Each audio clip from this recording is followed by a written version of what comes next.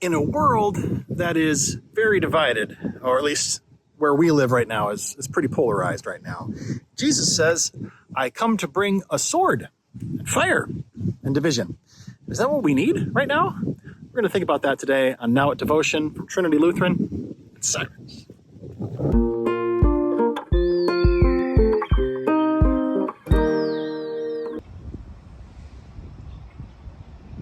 Over at Donut Lake Park over here in Cyrus, and you can see we have had a lot of rain. I mean, it was like 16 inches in 3 weeks, which is pretty unusual around here and is what we usually get in the summer.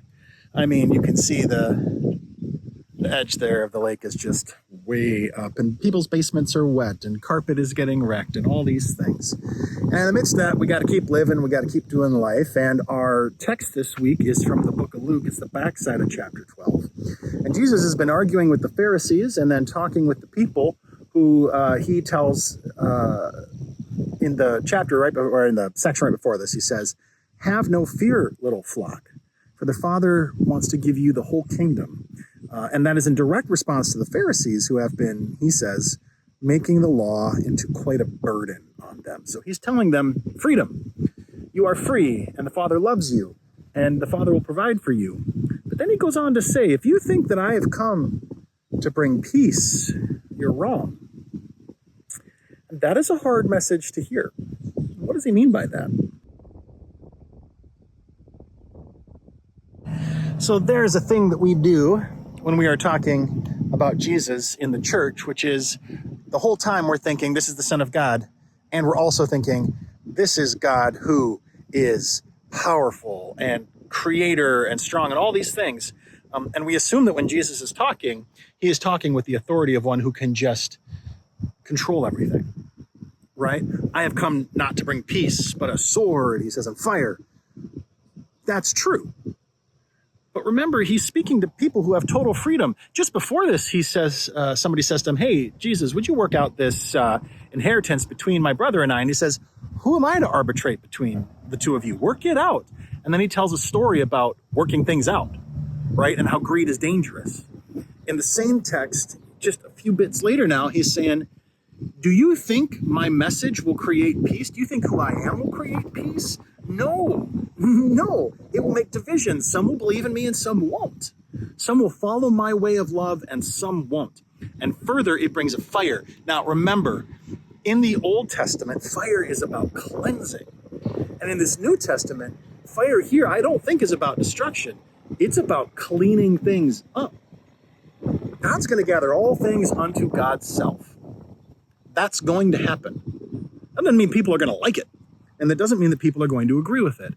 Within that, there is freedom, real freedom. And people are free to believe or not.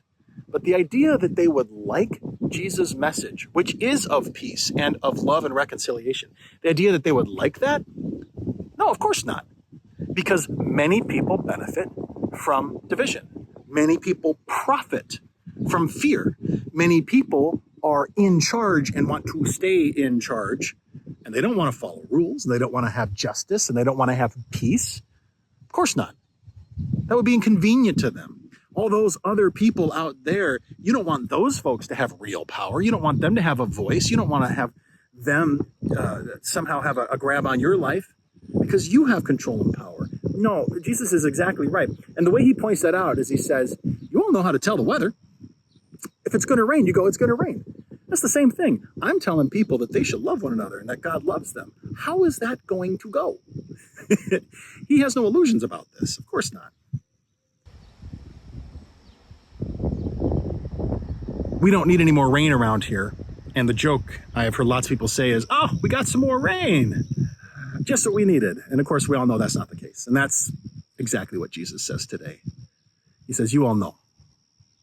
No one's going to always like my message. Don't expect that. But you shall still be, as he goes on to say in later chapters, you will still be people of peace. Even when they reject you, even when they want to stone you, even when they yell, you love them. That's your message for today. That's your thought for today. How might you, even when people don't want to love, don't want to receive forgiveness, aren't interested in what you have to say, how might you serve them and love them and respect their freedom? I'm Pastor Chris, signing off for now.